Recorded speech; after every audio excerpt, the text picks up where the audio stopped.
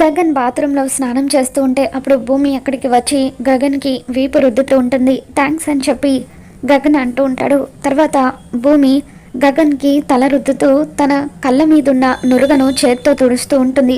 కళ్ళు తెరిచి చూసేసరికి ఎదురుగా భూమి ఉండడంతో గగన్ ఒక్కసారిగా షాక్ అవుతూ నువ్వేంటి బాత్రూంలోకి వచ్చేసావు అని చెప్పి అంటూ ఉంటాడు.